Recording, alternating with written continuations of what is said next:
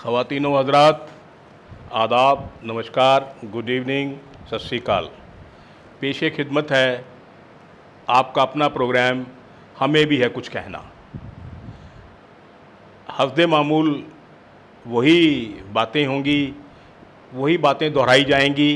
वो बातें इसलिए होती हैं मान साहब, मैं सीधे ही आपसे मुखातिब हूँ पंजाब के वज़ीर आला भगवंत सिंह मान साहब से, कि ये बातें हमारी कही हुई वो आम लोगों की बातें हैं सर।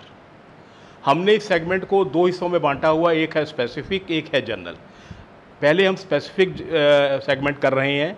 स्पेसिफिक में मान साहब हम वो प्रॉब्लम्स जो एक ख़ास माशरे से हों, एक ख़ास शोबे से हों, उनका जिक्र आप करते हैं और आप तक पहुंचाने की कोशिश करते हैं। हमारा एम कोई सियासी नहीं है किसी भी तरह से। हमारा सिर्फ एक ही ख्वाब कह लीजिए, एम कह लीजिए, सपना कह लीजिए, ये है कि हम ये चाहते हैं कि आपकी रहनुमाई में पंजाब जो सूबा है वो हिंदुस्तान का नंबर 1 सूबा बन जाए। और वो नंबर 1 सूबा तभी बनेगा सर, खाली बातों से ये कुछ नहीं बनता, कुछ करना पड़ता है और आप कर भी रहे हैं थोड़ा बहुत। ऐसी बात नहीं कर रहे हैं। इसके लिए हम आपको मुबारकबाद भी देते हैं। लेकिन जहाँ हम करप्शन पे काम कर रहे हैं वहाँ हमें सबसे बड़ा फैक्टर जो हमें एम्प्लॉयमेंट है। जब तक सूबे में हमारे नौजवानों को प्रॉपर जॉब नहीं मिलेगी, ये प्रॉब्लम मतलब ड्रग्स की, गैंग्स वार जो है, गैंगस्टर, ये सब डाक चोरियाँ, ये सब चलता रहेगा।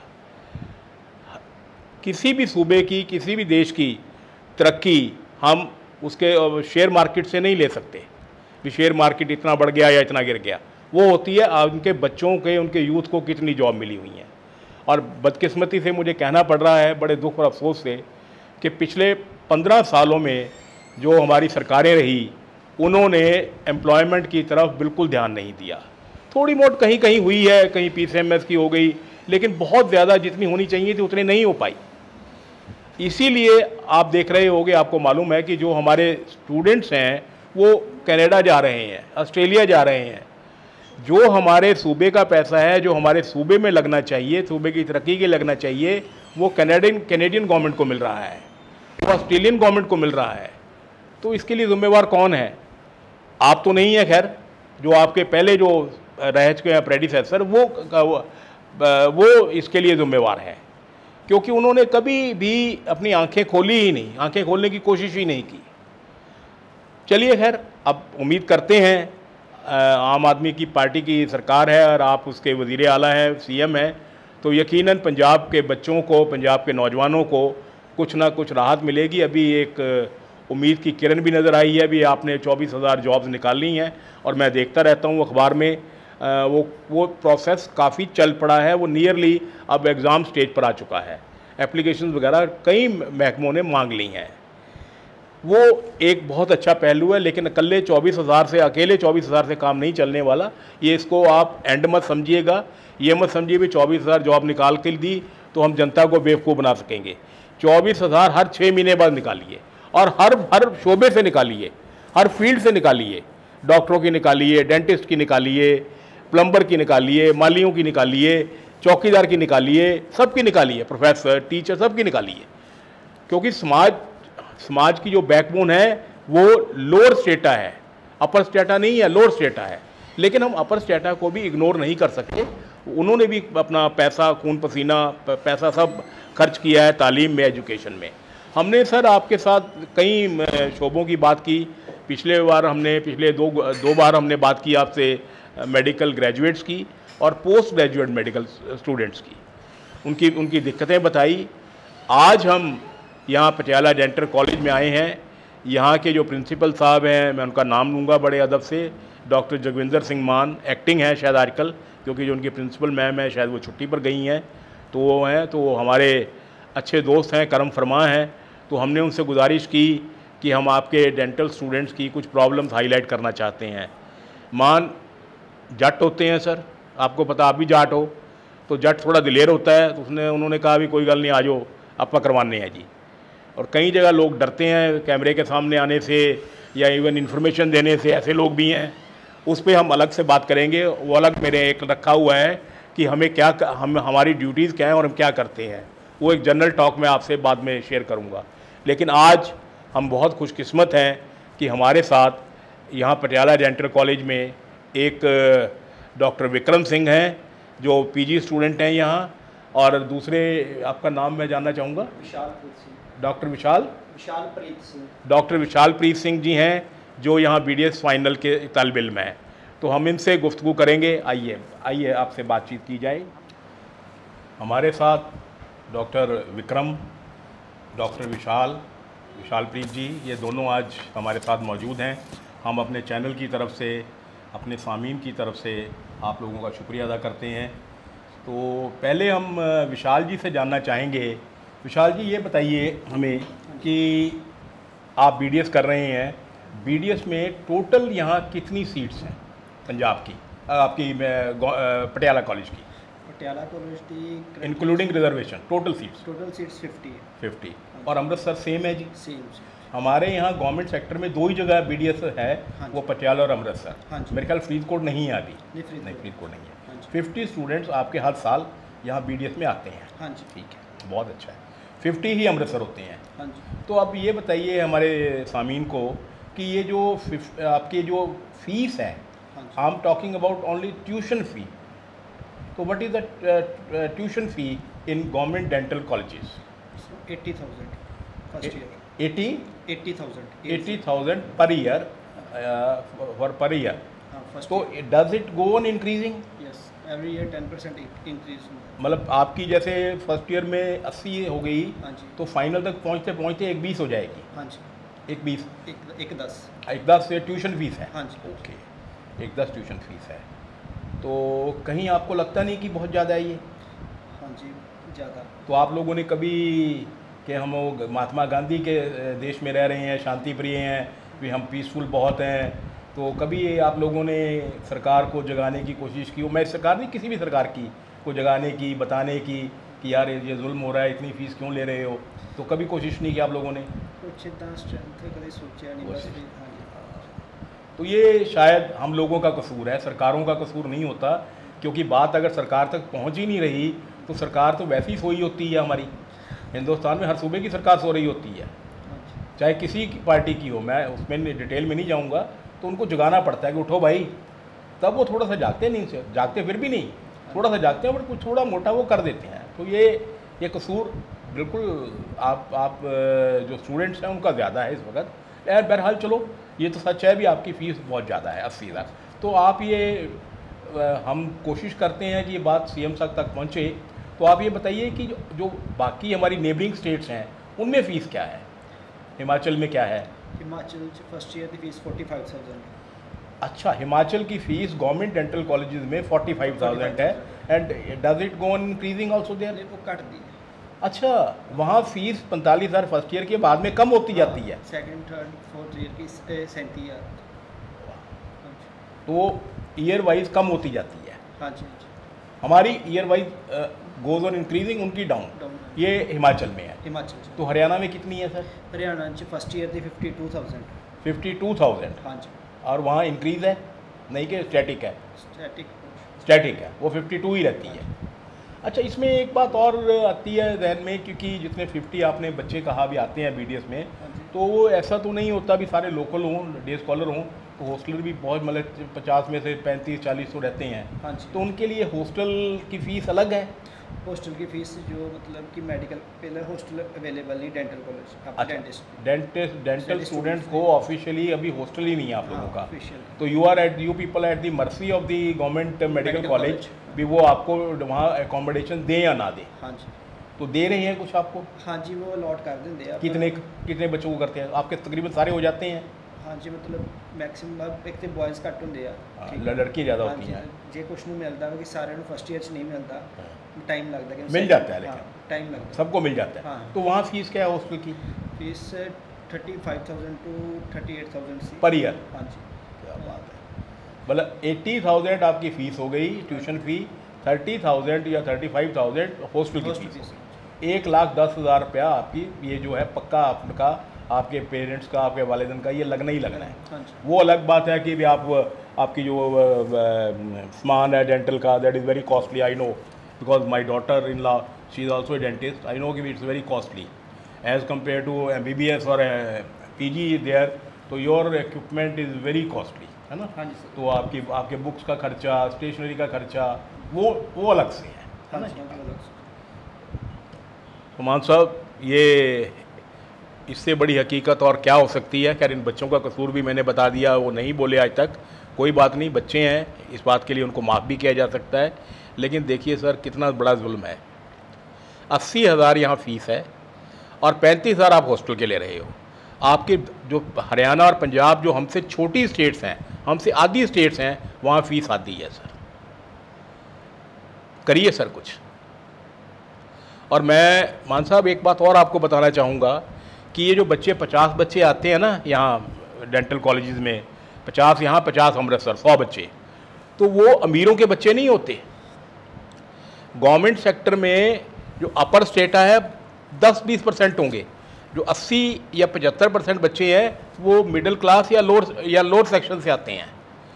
तो यार इतनी फ़ीस वो कहाँ दे पाएंगे, कैसे दे पाएंगे। अगर मान लीजिए कि मेरे 2 बच्चे हैं, एक MDS का, एक BDS कर रहा है, एक MBBS कर रहा है, तो मैं एक नहीं पढ़ाऊँगा एक को, क्योंकि 1,10,000 मैं कैसे दूंगा। एक का दूसरे का 1,10,000, और बाकी जो खर्चे हैं 3-4 लाख के वो जो हो जाते हैं, इनकी स्टेशनरी का है, बुक्स का है, जर्नल का है, सब लेने पड़ते हैं, तो वो अलग से है। तो ये तो यार गवर्नमेंट सेक्टर में तो इतनी फ़ीस नहीं होनी चाहिए सर। मान साहब, जो हमारी स्टेट्स का जो कंसेप्ट है ना, इस बात को याद रखिए, इससे वेलफेयर स्टेट वो होता है कि जहाँ तालीम, सेहत, ये देना सरकार की जिम्मेवारी है। मैं प्राइवेट की बात नहीं कर रहा, प्राइवेट जो मर्जी लें, वो आप जाने, आपकी सरकार जाने भी, आपने जो रेट उनको दिए हैं वो कैसे दिए हैं, उस पर भी बात करेंगे। लेकिन अभी मैं गवर्नमेंट की बात कर रहा हूँ। तो इन लोगों को इतनी फ़ीस लेना, तो यार कोई बानिए की दुकान बना रखी है हमने, इतनी महंगी पढ़ाई बच्चों की ना। ये तवक्को पिछली सरकारों ने जो किया, चलो कर दिया, लेकिन आप तो एक बड़े छोटे से आदमी हैं, एक पिंडू आदमी हैं यार, तो आपको तो जागना चाहिए। आपके भी कभी दांत में दर्द हुआ होगा, कभी आपके माताजी के हुआ होगा, कभी आपके बहन के हुआ होगा, तो आप पटियाला डेंटल कॉलेज में ज़रूर आए होगे इलाज कराने। और उस वक्त बड़े मशहूर डॉक्टर हुआ करते थे, विनोद कपूर जैसे, कंग जैसे। तो वो यहाँ की प्रोडक्ट हैं सर सारे, जिन्होंने सारे हिंदुस्तान में नाम पैदा किया। तो इन बच्चों पे कुछ ना कुछ तो हमारी सरकार को सोचना चाहिए। अभी हमारे पास डॉक्टर विक्रम हैं MDS के, तो सर ये BDS का तो ये हमें पता लग गया। आप बताइए MDS में फर्स्ट ईयर में कितनी फ़ीस है? सर MDS की फर्स्ट ईयर की फ़ीस है 1,25,000 रुपये। एक फर्स्ट ईयर में 1,25,000, और वही है, it goes on increasing. 1.5 lakh, 1,75,000, 3 साल। पहले साल में 1,25,000, दूसरे में 1.5 लाख, तीसरे में 2.25 लाख, टोटल बन जाता है 4.5 लाख। 4.5 लाख रुपए PG का आपका सरकारी फीस है। और what about hostel sir? Sir actually hostel में तकरीबन इतनी ही फीस है सर, जैसे इनकी है 35-40 हज़ार, 40-40 हज़ार वो भी है। मैं तो क्योंकि डे स्कॉलर हूँ, हाँ, तो आपको शायद प्रॉपर नहीं पता, लेकिन इतनी ज़रूर होगी। हाँ जी। अच्छा, अब आप ये बताइए हमें विक्रम कि भी आपके MDS के पटियाला में कितने इंटेक है और अमृतसर में कितनी इंटेक है? सर पटियाला में अभी जो फ्रेश की अगर बात की जाए, हाँ जी, जो आज हुआ है, तो तकरीबन 9 सीट्स हैं, 9 सीट्स हैं, और अमृतसर भी 9 या 10 या 11 होंगी, थोड़ी सी ज़्यादा हो सकती है वहाँ पे ओरल सर्जरी, थोड़ा ओरल सर्जरी वगैरह है, यहाँ नहीं है, तो मतलब वहाँ 11 मान के चलें, 11 मान। तो जैसे आपने बताया कि यहाँ 1,15,000 है, तो हिमाचल और हरियाणा का कुछ है आपको पता? फ़र्क है सर, कितना फ़र्क है बताइए? हिमाचल में तो सर 30,000 है, वो एक बड़ी स्ट्रेंज सी बात है। हिमाचल में 30 और 13? 30 सर, ओनली 30,000। हाँ, ये स्ट्रेंज बात इसीलिए है सर क्योंकि जैसे डॉक्टर विशाल ने बताया कि BDS की फ़ीस है 45,000 और MDS की कम है, 30,000 है वहाँ पे फर्स्ट ईयर की फ़ीस। अरे वाह। और हरियाणा में सर ऑन एवरेज बताऊंगा, एग्जैक्ट फिगर नहीं मैं, जो भी है 60 से 70 के रेंज में, 60 या 70 है उनकी। और दोनों स्टेट्स में इंक्रीज होती है कि नहीं होती, कि स्टैटिक है?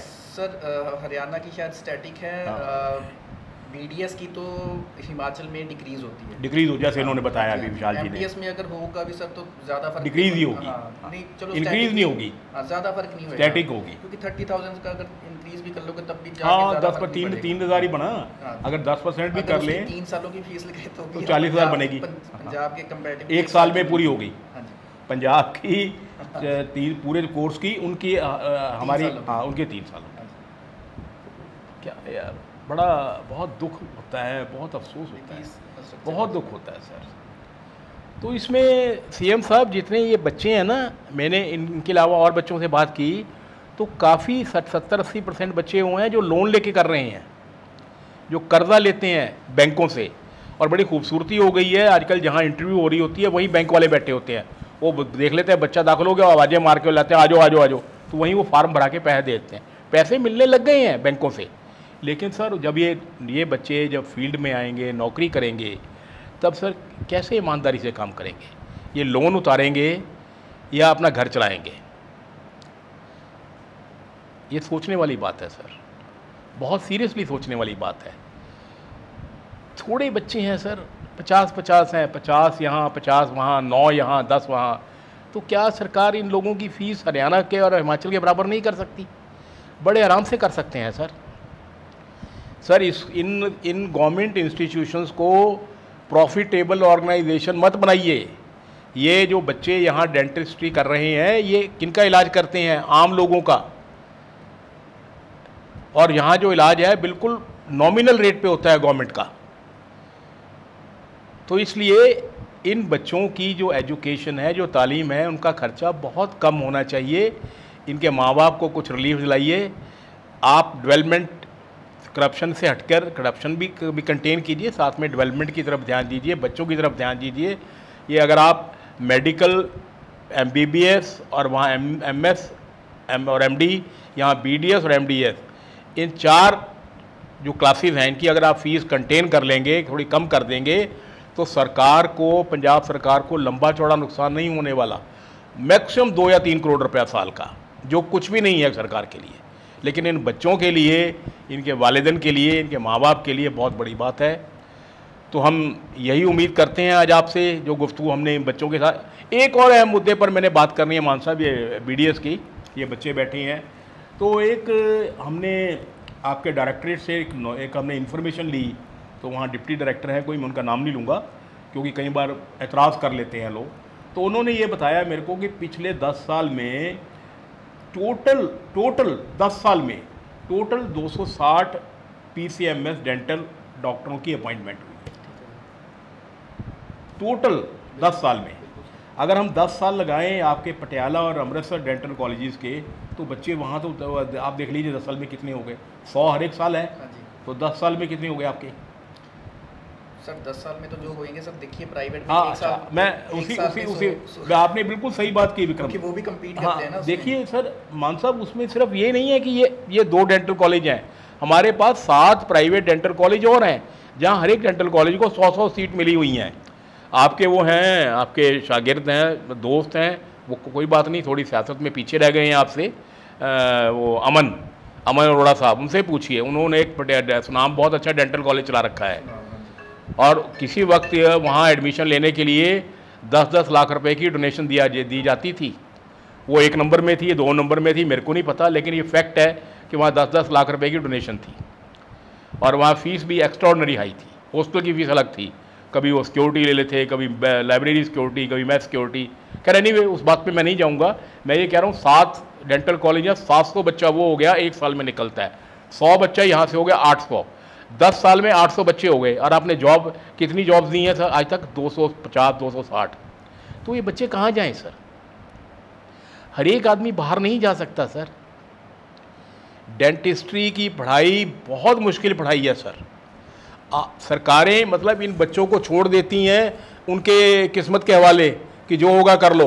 और विक्रम, आपको तो पता होगा कि आप MDS स्टूडेंट हैं, मान साहब ये बात ध्यान से सुनने वाली है कि जब आप मार्केट में जाते हो, जो आपको बड़े एस्टैब्लिश डॉक्टर हैं, जब उनके पास आप काम, कोई सरकार नौकरी नहीं है, आती नहीं सरकार की नौकरी, तो आप उनके पास काम करते हो। कुछ लोग तो बाहर चले जाते हैं, चंद लोग आर्मी में चले जाते हैं, कुछ लोग हैं जिनके पेरेंटल डेंटल क्लिनिक चल रहे हैं, वहाँ चले जाते हैं।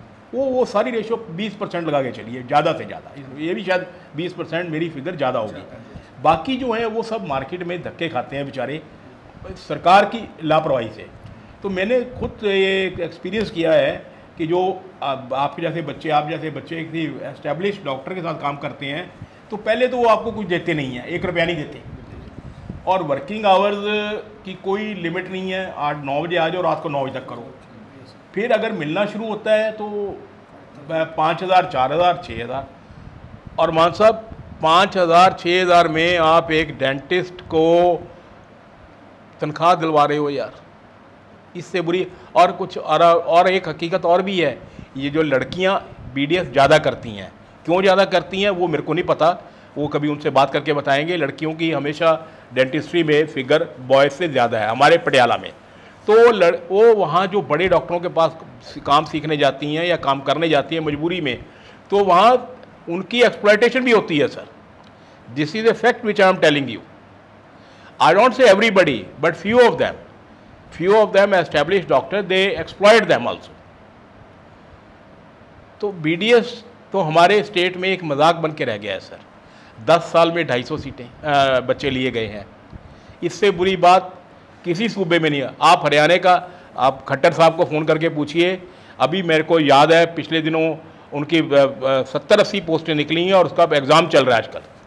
और हरियाणा में मैंने देखा है, बिल्कुल फ़ोन कीजिए सर खट्टर साहब को, हुड्डा साहब को कर लीजिए। पिछले 10 साल हुड्डा साहब रहे, 10 साल अब इनके होने वाले हैं, मतलब 8 साल हो चुके हैं इनको। 18 साल में इनकी तकरीबन 1 साल छोड़ के डेंटिस्ट की पोस्टें निकलती हैं। मैं इनके जो इनका सिलेक्शन बोर्ड है, मैं उनकी ट्रिब्यून में आती रहती है इनकी। अगर सर हरियाणा हमसे छोटी स्टेट इनको रेगुलर जॉब दे रही है तो पंजाब में क्यों नहीं आती सर? 2 मुद्दों पर सर आप काम ज़रूर कीजिए। एक, इन बच्चों की फ़ीस यहाँ वाली डेंटिस्ट्री वाली और अपनी MBBS वाली और PG वाली, वहाँ MS MD वो कम कीजिए। MBBS वाले बच्चों को जॉब मिलती है सरकार में, वो चाहे रूरल में लग जाएं या चाहे क्लिनिक में भी लग जाएं, तब भी वहाँ उनको पैसे मिल जाते हैं अच्छे। तो वहाँ अभी जॉब की लंबी चौड़ी प्रॉब्लम नहीं आई। इन बच्चों की फ़ीस भी कम कीजिए और इनकी नौकरी की तरफ भी ध्यान दीजिए। हमारे वक्त हमने याद है मान साहब की हर एक जो PHC थी, प्राइमरी हेल्थ सेंटर कहते हैं, उसमें ये एक डेंटिस्ट की पोस्ट हुआ करती थी, चेयर हुआ करती थी। तो आपने मोहल्ला क्लिनिक शुरू करने हैं 75, उन 75 में तो 75 पोस्टें निकालो यार, 75 बच्चे तो लो आप, and make it a regular feature. जो 5 रिटायर हुए 5 की जगह ले लो and create some more jobs. कितनी बड़ी बात है सरकार के लिए। तो मैं इन सब बच्चों के बिहाफ पर, इनके पेरेंट्स के बिहाफ पर आपसे उम्मीद करता हूँ, तवक्को करता हूँ कि इन बच्चों की समस्या, इन बच्चों की प्रॉब्लम आप ज़रूर समझेंगे। मैं फिर हुसन लाल जी का नाम ले रहा हूँ क्योंकि मैंने उनके साथ काम किया है 2 साल। बहुत अच्छे आदमी हैं, मेहनती हैं, थोड़े से सख्त ज़रूर है, वो हर एक की आदत होती है अपनी अपनी। He is very hard master, he is not easy to be handle man, but he is one of the finest IAS officer I happen to know. तो हुसन लाल जी, आपको भी, क्योंकि आप प्रिंसिपल सेक्रेटरी हैं मेडिकल एजुकेशन एंड रिसर्च के, तो आप भी इन बच्चों की तरफ ध्यान दीजिए, क्योंकि आप भी आम घरों से उठ के आए हैं। आप भी कोई ऐसा नहीं कोई टाटा बिरला से आए थे। तो जो आम लोगों की समस्याएं आम बंदे ही हल करने चाहिए। इसी उम्मीद के साथ, इसी रिक्वेस्ट के साथ हम आपसे इजाज़त चाहेंगे। बहुत बहुत शुक्रिया विक्रम और विशाल, आपका भी और आपके प्रिंसिपल साहब का भी, आपके कॉलेज का भी। तो मान साहब, आपका भी बहुत शुक्रिया। आप खुश रहिए, आबाद रहिए, सेहतमंद रहिए। खुदा हाफिज़। आज पेशे खिदमत है आज के प्रोग्राम का 2nd एपिसोड, जिसको हमने नाम रखा है जनरल 1। स्पेसिफिक तो हमने डेंटिस्ट का जो उनकी प्रॉब्लम्स थी वो हाईलाइट कर दी हैं। इसमें आज हम बहुत ही एक नाजुक सी बात पर आपसे बात करना चाहेंगे। आपसे भी करेंगे, जो आपके बिजली मंत्री हैं उनसे भी करेंगे, सरदार हरभजन सिंह ETO साहब। मान साहब, शौक़ नहीं रहा खुद को साबित करूं, शौक़ नहीं रहा खुद को साबित करूं, अब तो आप जो समझें वही हूं मैं। तो शायद मेरे शेर का आप मतलब समझ जाएंगे। मेरे शेर से एक ही मुराद है जो मैंने आपको अभी आपके लिए पढ़ा कि हम अपने लिए कुछ नहीं मांगते, हम अपने लिए कुछ नहीं कर रहे। हम अपने पंजाब के लिए करना चाहते हैं, पंजाब को हिंदुस्तान का नंबर 1 सूबा बनना देखना चाहते हैं आपकी क़यादत में, आपकी लीडरशिप में। अभी सर आप जो करप्शन का एंटी करप्शन आपने ड्राइव चलाई है, बहुत अच्छी ड्राइव है। इसके लिए हम आपको मुबारकबाद देना चाहेंगे अपनी तरफ से, चैनल की तरफ से, सैमी जी की तरफ से, टिम्मी की तरफ से। मेरे को नहीं लगता कि पंजाब में पिछले 75 साल में किसी सरकार ने करप्शन के ख़िलाफ़ इतनी ज़बरदस्त मुहिम चलाई हो। आपने कुछ मंत्री भी पकड़े, इवन IAS अफसर भी पकड़ा है एक, और अभी मेरे को बताया गया है भी लिस्ट काफ़ी लंबी चौड़ी है। मान साहब, किसी को मत छोड़िए, किसी को मत छोड़िए, डरिए मत। एक अकेला आदमी ही इनकलाब ला सकता है, और फिर आपके साथ तो सारा पंजाब है। सारा पंजाब इस करप्शन से दुखी है सर। तो आपने जो ये मुहिम शुरू की है बहुत ही अच्छी है, बहुत मुबारक। और उस अल्लाह ताला से, उस वाहेगुरु से, उस बाबा जी से दुआ करेंगे कि ये आपकी मुहिम आगे बढ़े और अच्छे अच्छे नतीजे लेके आए। बिल्कुल मत छोड़िए सर, मत सोचिए ये फ़लाना है, उसका रिश्तेदार है।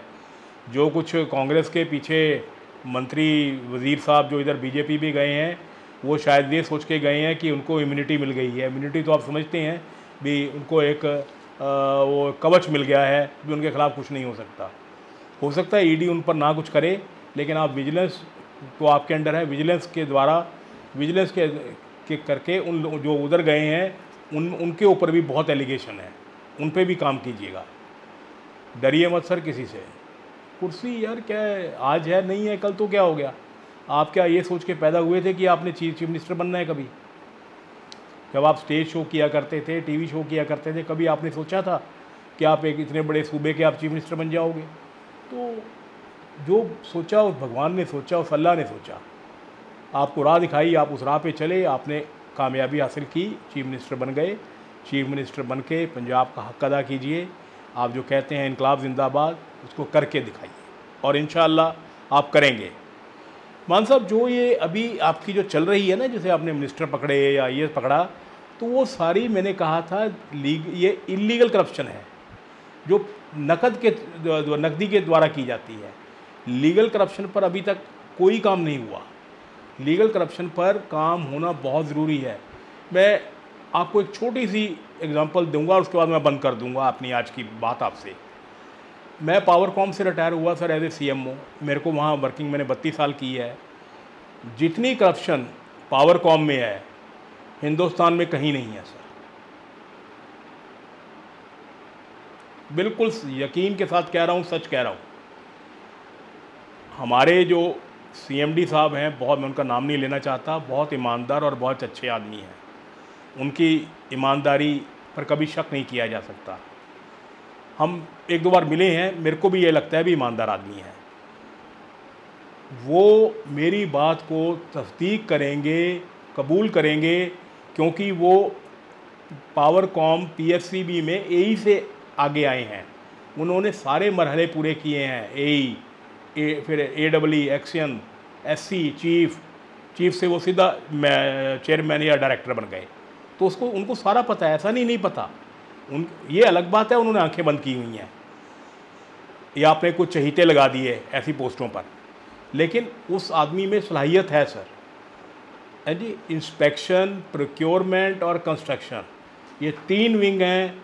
कंस्ट्रक्शन तो खैर अब काफ़ी कम हो गई है, क्योंकि सिविल वर्क्स बहुत कम हो गए हैं, क्योंकि नया कोई प्रोजेक्ट है नहीं, छोटे मोटे होते हैं। लेकिन फिर भी ये 3 इंस्पेक्शन, मैं फिर कह रहा हूँ, प्रोक्योरमेंट एंड कंस्ट्रक्शन, इतनी ज़बरदस्त करप्शन है।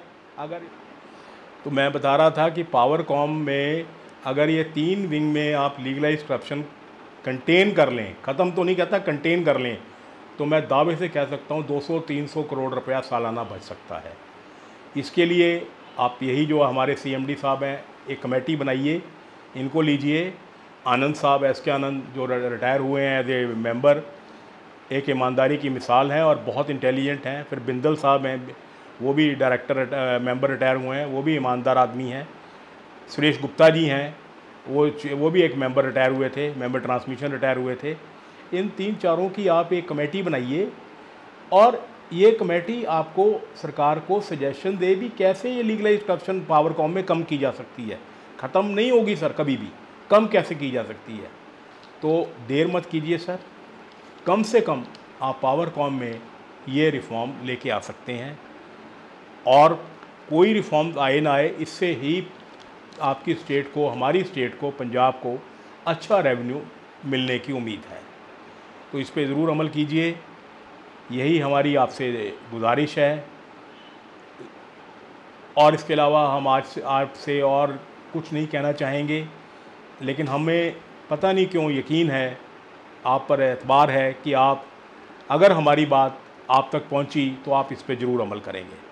बहुत बहुत शुक्रिया मान साहब, थैंक यू सो मच। हमारे सामीन का भी बहुत बहुत शुक्रिया।